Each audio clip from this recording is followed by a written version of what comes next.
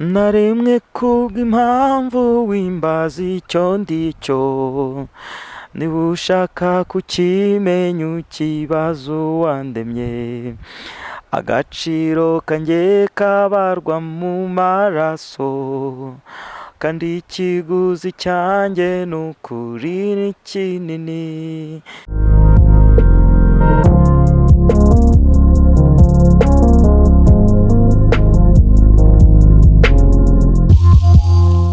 Turabashimiye nanone bakunzi ba Gushima TV, dukomeza kubashimira uburyo mukomeje gukora subscribe n'uburyo mukomeza gukurikira ibiganiro byacu tugenda tubahereza isaha ku isaha. Muri aka kanya tugiye kuganira n'umwe mu bahanzi bazwi cyane mu Rwanda kuva mu myaka yashize kugeza n'ubu ngubu, yitwa Jacques Mwizerwa. Katubanze tumusuhuze. Murakoze cyane, ndagushuje nanjye. Turakwakiriye kuri Gushima TV. Murakoze cyane. Hanyuma abantu bakumenye mu ndirimbo nyinshi zitandukanye, ariko abantu benshi bakumenye mu ndirimbo yakunzwe cyane mu Rwanda no hanze yarwo, yitwa Naremwe Kubw'impamvu. Mbere y'uko tugaruka kuri iyo ndirimbo, abantu bagiye bamenya audio zawe nyinshi ariko ntibabona amavideo, ntibamenya uyu muntu uririmba ubutumwa ninde. Ubanza utwibwireho gakeya amateka yawe. Mwizerwa Jacques ni muntu ki? Utubwireho gakeya kugira ngo abantu babanze bamenye umuntu twumva ubutumwa bwe tukabwishimira, indirimbo tukazikunda, ni muntu ki? Urakoze cyane. Jacques Mwizerwa ni umuhanzi uririmba indirimbo zihimbaza Imana, gospel music. Natangiye kwinjira ndumva kariyeri niyo ndi bwibandeho cyane. Nkaba natangiye kuririmba bwa mbere kera nkiri umwana, ariko kujya muri studio nakoze indirimbo ya mbere muri 2008. Mwaka wa 2008 nigaga mu wa kabiri gutyo muri kaminuza y'u Rwanda i Butare. Icyo gihe nibwo nakoze album ya mbere, nibwo nakoze indirimbo ya mbere, ariko nyuma yaho iza guhita ikomeza ibana album. Kuri ubu ngubu ndi umuhanzi, mfite album ebyiri audio, nkagira DVD imwe, ariko nkaba mfite n'andi masingo abiri ubu ngubu ndumva asohotse muri uyu mwaka. Ubwo ni ukuvuga ni imwe, ariko nkaba mfite na gahunda n'ubundi nyinshi yo gukomeza gukora umuziki n'ubundi. Uravuze uti nasohoye indirimbo ya mbere muri 2008 ariko natangiye kuririmba kera cyane. Tubwire nk'igihe watangiye kwiyumvamo kwandika indirimbo bwa mbere, ukavuga uti ugafata urupapuro ukavuga uti reka nandike iyi ndirimbo, wenda utanabona ubushobozi bwo kuzayishyira muri studio cyangwa utanabitekereza, ariko ukavuga uti reka nyandike, ukumva inganzo iraje. Urakoze cyane. Ntabwo nigeze ntekereza ubundi ko nzaba umuhanzi. Nta nubwo nigeze ntekereza ko nzajya muri studio, ariko nakundaga kuririmba. Mvuka mu muryango w'abantu bakunda kuririmba. Papa yakunze kuririmba cyane, yaba igihe yigaga ndetse na nyuma, ariko akanatwigisha kuririmba abana. Ariko icyitwa gukora indirimbo, kwandika indirimbo nicyo wambajije. Nanditse indirimbo niga mu wa kabiri segonderi mu mwaka wa 2001. Niga mu wa kabiri segonderi. Hanyuma hano twigaga rero, barangije bavuga ati nta korali yemerewe kuzongera kuririmba. Hari korali nayoboraga, nari coach, bavuga na dirigent, uwo twita dirigent. Ntago nari nemerewe nta korali yemerewe kuzongera kuririmba indirimbo itihimbiye. Yari baye challenge kubona imbavuze ati nta korali yemerewe kuzongera kuririmba indirimbo itihimbiye y'ubwayo. Ubwo rero nahise nsabwa byanze bikunze nka coach, urumva nimba uri dirigent ni wowe usabwa bwa mbere na mbere guhimba indirimbo. Ubwo rero nahise nsabwa guhimba indirimbo, nguko nanditse indirimbo ya mbere ivuga ngo rinda umutima wawe. Nta nubwo yamenyekanye kuko iyo korali urumva ni kera. Icyo gihe abantu bari bataratangira kujya mu studio cyane. Ariko iyo niyo ndirimbo nahimbiye. Iyo korali naje kuhimbira indirimbo nyinshi cyane yitwaga korali Midisier. Ariko iyanjye nanditse bwa mbere na mbere nayanditse icyo gihe muri uwo mwaka wa 2008, 2007 gutyo. 2007 nibwo nanditse indirimbo ya mbere yanjye, kuko nkimara guhimbira iyo korali indirimbo nyinshi nkumva nkabona zirakunzwe mu kigo, barazikundaga cyane. Usanga mu bigo by'amasegonderi indirimbo zanjye zose nandikaga, hari nk'iyitwa ihane none ihane none ugifite uburyo ugifite igihe cyo kwisubiraho. Ndibuka iyo ndirimbo yazengurutse mu bigo byinshi by'amashuri. icyo gihe wikaga ku kihe kigo? Yo nayanditse niga muri groupe scolaire officiel Butare, niga mu wa gatanu. Ni naho warangije ayisumbuye? Niho narangije ayisumbuye.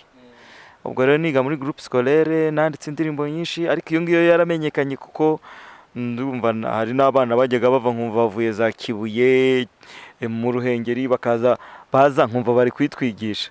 Nakwibuka ko ari jye nayanditse nkumva biranejeje cyane. Ni nabyo byishimo buryo by'umuhanzi. Ngayo ngo indirimbo rero nanditse noneho nka single nka solo. Ntangiye kujya ndirimba izanjye ku giti cyanjye. Nayanditse muri 2007 isoza nko mu kwa 8 gutyo. Yitwa Hari Imbaraga. Turirimbireho gake ashobora kuba abantu batayizi. Hari imbaraga intera gukora ikambuza no kuruhuka. Iyo mbaraga intera gukora iva kuri Yesu wancunguye. Wow, wenda tukiri ku bibazo bivuga ngo Mwizerwa ni muntu ki, umuntu ashobora kwibaza ese ubu tugusanze i Kigali, niho uvuka, niho wakuriye, bimeze bite? Urakoze cyane. Ntago mvuka i Kigali, mvuka mu ntara y'Amajyepfo mu karere ka Nyanza. Niho narerewe, niho nakuriye. Kigali nahaje mu rwego rw'akazi, ariko mafite n'imiryango, ariko Kigali nahaje mu rwego rw'akazi. Hanyuma tukomeza noneho ku bijyanye n'inganzo yawe yo kwandika indirimbo no kuziririmba. Wari utubwiye ku ndirimbo ya mbere wanditse, ariko ndashaka kugaruka cyane ku ndirimbo yakunzwe nahoze mvugaho Naremwe Kubw'impamvu. Iriya ndirimbo wayanditse ryari? Iriya ndirimbo yo nayanditse niga nakubwiye ko nigaga igihe nari ndi hafi gusohora album muri 2008. Nigaga muri kaminuza i Butare, niho nayanditse. Muri kaminuza wize biki? Nize Electrical Electronics and Telecommunication Engineering, ariko muri department ya Electrical Power Engineering. Ubu amagambo make mbishyize mu Kinyarwanda ni ibyerekeranye amashanyarazi, itumanaho. Abantu bajya bakumva kuri radio bakibwira ko hari ushobora kuba warize itangazamakuru. Nucunga urasanga itangazamakuru na telecommunication bifitanye isano. Nize rero urumva nagiye muri iyo domaine ya engineering muri telecommunication, ariko ngenda mba interested no kwitangazamakuru. Urumva nakoraga muri domaine ndi radio engineer, ariko nyuma yo kuba radio engineer ngenda interested n'itangazamakuru hamwe n'amahugurwa rero menshi, birangira nisanga ndi kuri mikoro ngayo nguko. Ariko ubundi mbese ndi umunyamakuru by work, nkaba engineer by profession. Hanyuma inganzo imvo n'imvano yo kuririmba iriya ndirimbo Naremwe Kubw'impamvu, harimo ubutumwa bugaragaza uvuga uti agaciro kanjye ntago kabarirwa ku ndeshyo, ku isura, ahubwo akabarirwa mu maraso ya Yesu. Imvo n'imvano y'iriya ndirimbo yaturutse kuki? Ubundi ntago bijya binyorohera gusobanura, kuko burya ikintu cyitwa inganzo ni inspiration, ni hishurirwa. Muri iryo hishurirwa rero Imana akenshi ubutumwa ishaka kugeza ku bantu ibuhishurira abandi. Imana ikaza ikaguhishurirwa, ikariguha, none iryo hishurirwa ukazarigeza ku bandi. Ushobora nawe akenshi rimwe na rimwe kuba utanabisobanukirwa cyane, cyangwa se ubusobanuro bwawe bugarukira hafi. Ko nk'iriya ndirimbo urwego yagezeho n'urwo natekerezaga ko izageraho birahabanye, ndetse n'ubusobanuro yafashe bwarenze cyane nubwo ngewe nayihaga, kuko ngewe iriya ndirimbo nayihimbye mu buryo buri purema bw'umwuka. Nabasobanukirwa n'iby'agakiza nahawe, nsobanukirwa yuko iyo mba umuntu umwe wenyine Yesu yari kuza akancungura. Byankoze ku mutima cyane. Mbona yuko ijuru ubwo Yesu yazaga mu isi nta kintu cyasigaye mu mwanya we, ahubwo hasigaye ari vide, byerekana yuko ijuru ryose ryitanze kugira ngo rize ricungure Jacques. Mbibonye rero ndavuga burya Mwizerwa ni umuntu ukomeye cyane. Mbona ndetse nsoma amagambo avuga ko agaciro k'umuntu nta muntu wabasha kukamezera. Ukazi ari uwakamuhaye n'ubundi, uwakamuhaye rero nta wundi ni Imana yamuremye. Ndabibona muravuze ngo wimbaze icyo ndicyo, niba ushaka kukimenya neza ikibazo wandemye, kuko niwe ukizi cyane kurushaho n'uwabashije kubihishurira. Ndavuga ngo agaciro kanjye n'ushaka kukamenya ukabare mu maraso. Ngiki cyo nashaka kuvuga. Iriya ndirimbo ubundi ni indirimbo ifite ubusobanuro bw'umwuka cyane, navuga nk'ijana kurusha uko ifite ubusobanuro bw'umubiri. Waruvuze uti hari uburyo abantu bashobora kuyifata mu bundi buryo butandukanye n'ubwo wowe wayihimbyemo uri mu mwuka. Wenda hari feedback ujya ubona z'uburyo bw'ubusobanuro bw'umubiri busanzwe? Natunguwe cyane no kujya nagiye kuririmba i Nyagatare, noneho njyana n'abantu mu modoka, ntago bari bazi uwo muntu wari we, nk'uko bivuze ntago abantu benshi banzi, ariko bijyana n'icyerekezo cy'umuntu. Icyerekezo cyanjye cyari icyo, ntago nifuzaga ko abantu bamenya,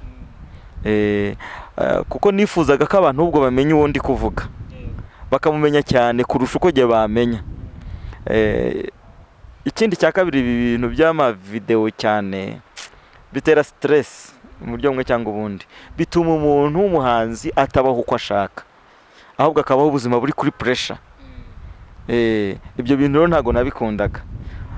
Niyo mpamvu wabonye nkunda gupromotinga cyane audio zanjye kurusha video. Ngiye Nyagatare rero nibyo nari ntangiriyeho, njyana n'abantu muri bisi bavuga uwo muntu uririmba, mwarabaza ese mugiye, tugiye mu gitaramo hehe Nyagatare, mu biki?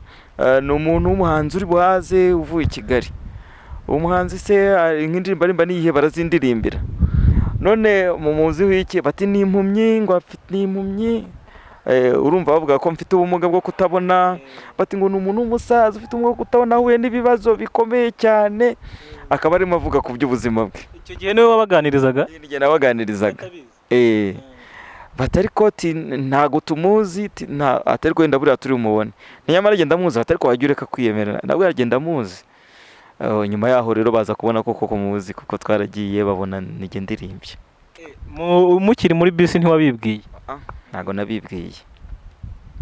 Donc no vuga ngo bo batunguwe no kuza kubona ko uwo baganiraga nawe ari we ubwe bavuga ko atiyize.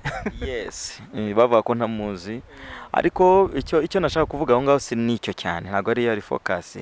Ahubwo icyo nashaka kuvuga nuko feedback hari abantu bayifashe mu buryo bw'umuntu wari barababaye afite ibibazo, expressing experiences, ariko ntago ariko bimeze. Ahubwo iriya ndirimbo iri mu buryo bw'umwuka. Ariko nanone kuri iyo side icyanshimishije nanone nuko hari abantu bafashijwe cyane. Nimba umuntu yajyaga yumva ari yateshejwe agaciro na societe, akumva nta gaciro afite, ubu ngubu akaba yumva yaragaruriwe agaciro kubw'iyo ndirimbo. Nimwe mpamvu nakubwiye ngo yarenze uko nayipimaga, igera ku rwego rusumbyeho, kandi byaranejeje nabyo cyane. Kuko burya iyo Imana itanze ubutumwa ibifite abantu itagetinga, kandi yifuza uburyo abo bantu bagerwaho n'ubwo butumwa bagafashwa. Ibyo rero byaranejeje cyane yuko indirimbo yarenze urwego jye nayitekerezagamo. Birashoboka ko iriya ndirimbo yawe ishobora kuba hari abantu yafashije kwikunda, bumvaga muri sosiyete badakunzwe cyangwa se bafashwe ukundi kuntu, ariko iriya ndirimbo ubutumwa buyirimo bukaza kubasubizamo ibyiringiro by'uko bafite agaciro kari muri Yesu, kurenza uko abantu batekerezaga ko iriya ndirimbo ushobora kuba warayihimbye wowe uvuga story yawe bwite. Icyo mvuze ni ukuri, kuko burya rega umuhanzi ntago umuhanzi nyawe, kuko hari umuntu wahoze ambwira ngo umuhanzi nyawe ubona inspiration cyangwa se ishurirwa rivuye ku wamuhaye guhanga, ntago aba yikorera, ntago yikorera, ahubwo akorera abamwumva cyangwa se abagezaho ubutumwa. Niyo mpamvu uzasanga abahanzi benshi, ubwo mvuze abahanzi mbavuga abaririmba, abandika ibitabo, meme namwe abanyamakuru. Uzasanga abanyamakuru utari bo bantu bakize cyane, nubwo baba abasitari bakamenyekana, abahanzi usanga atari abantu bakize cyane. Abandika ibitabo uzasanga igitabo nta kamaro cyamugiriye, ariko cyaragiriye akamaro abacyumvise. umusitari cyangwa se umuhanzi uwo ari we wese usanga awe atanezezwa n'ibyo we n'umusaruro akura mu byo akora, ahubwo anezezwa n'umusaruro ugera ku bo akorera. Ngayo nguko rero jyewe cyanejeje n'icyo ngicyo n'ibihangano byanjye. Akenshi ntago, nubwo akenshi mvuga ngo jye agaciro kanjye nkabona nivuga, ariko akenshi mba ntagetinga umuntu umeze nkanjye, ko abantu benshi baba bariho ubwo butumwa bwagira icyo bumarira. Noneho ubu ngubu tugaruke ku bijyanye n'ahazaza h'umuziki wawe. Ni ibiki uteganya mu minsi iri imbere ya vuba wenda abantu bashobora kwitega? Umuziki ni ikintu kigoye, gihenda. Nkamwe mukora muri media murabizi ko umuziki urahenda. Kuri ubu ngubu noneho byanageze ku rundi rwego, gukora video, gukora indirimbo, byose biba ari ibintu bihenze. Nimba ushaka ibintu bya karite byiza biba bihenze. Ntago rero bikiri ibintu byo gukora ngo ndakora indirimbo 50, ndakora indirimbo 30. Ni ibintu umuntu atwara gahoro gahoro. Ubu rero icyo nakubwira nuko ndi kubitwara gahoro gahoro uko nzajya nshobozwa, ariko mfite gahunda yo gukora. Burya ntago nkuko nakubwiye ngo Bibiliya niba ngo urukundo rwa Yesu ruraduhata. Urukundo rwa Yesu ruba ruguhata gukora, ntago rwata umuceceka. Ubu rero ikintu ndimo gukora ngewe, nkora indirimbo single imwe. Nagwe ko hari ebyiri deje ubu ngubu zimaze kunangira. Hari izindi ebyiri nanone ziri muri studio ndi guteganya yuko binkundiye ukwezi gutaha nazikora nazirangiza, bitankundira kuzakurikiraho. Ariko uyu mwaka ntago uzarangira zitarangiye. Ndi guteganya ko byibuze uyu mwaka binkundiye utarangira ntafite indirimbo byibuze 5 nshyashya. Kandi feedback mbona nuko izo ngizo ebyiri nakoze zarakunzwe, abantu bari kuzikunda cyane. Ubwo rero nizuzura byibuze 6 cyangwa 7 nzazishyira kuri album, nkora album nguko uko ndi gutekereza. Izo ndirimbo ebyiri uvuze zikiri nshyashya nizihe?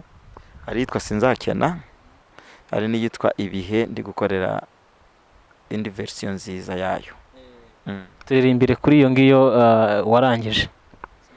Uwiteka niwe mwungeri wanjye n'ukuri sinzakena, arankunda kuruta bino mu isi mufite sinzakena, anyobora inzira yo gukiranuka n'ukuri sinzakena, naho nanyura no mu gicucu cy'urupfu mufite sinzakena.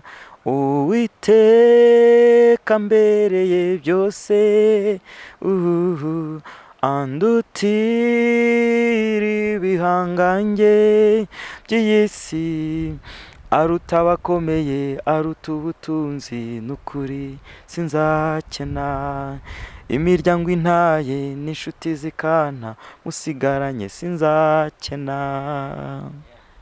Urakoze cyane. Hanyuma sinzi niba hari ubutumwa wumva bw'umwihariko bukuri ku mutima ushobora kugeza ku bantu bakurikira ubutumwa bw'indirimbo zawe, kuko ndabizi ko ari benshi. Ushobora kuba hari ubutumwa buri ku mutima wawe udashaka gushyira mu ndirimbo, ariko ushobora aka kanya kuvugira kuri mikoro ukababwira. Ubutumwa ngeza ku bakunzi banjye nuko bakomeza gukunda ibihangano byanjye. Ubutumwa nshaka kubabwira nuko bagomba gukunda ibihangano byanjye, kandi bagakomeza bakajya basura imbuga zanjye. Ushobora kujya kuri YouTube ni Jacques Mwizerwa, niyo channel yanjye. Uwashaka izo ndirimbo niho yajya zikura, kuko ndumva indirimbo zose nkoze nzishyiraho. Cya kabiri, page yanjye ya Facebook nkunze gutangaho amakuru, ni Mwizerwa Jacques Jacobus, ariko nanone nkagira na Instagram ntago nkikunda kwikoresha muri iyi minsi. Ariko nubundi izindi ntuze zose nzajya nzabamenyesha, cyane cyane kuri Facebook na Instagram na page yanjye ya YouTube channel yanjye Jacques Mwizerwa, ngo no bazabisanga. Ndumva ibyo birahagije. Nabwira abantu ngo indirimbo zanjye ntizikabe amasigara byicaro, ahubwo bajye bazumva kandi bagerageze ubutumwa bakuyemo nabo bugeze ku bandi, kuko buriya umugambi dufite nuko abantu bose bakizwa nuko abantu bakizwa bakamenya Imana, kugira ngo nyine Imana bazabone ubwami bwo mu ijuru. Ko byaba bibabaje ubutumwa twarabutambukije ntibugire icyo bumarira abantu.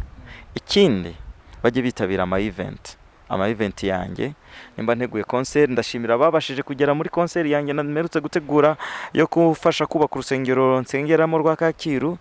Baraje kandi baritanze, Imana ibaha umugisha. Kandi nibi gahunda dutegura bajye badutera inkunga, badusapotinge, kuko uyu muziki uragoye, ntago umuntu yakora wenyine ngo awushobore, ariko hamwe n'Imana turabishobora. Hari ibitaramo vuba utegura? Nzabibamenyesha, ntago aka kanya nari nabitangaza. Noneho katugane ku musozo, uraturirimbira ya ndirimbo naremwe kubw'impamvu, byibuze igitero kimwe na refure, ubundi dusoze.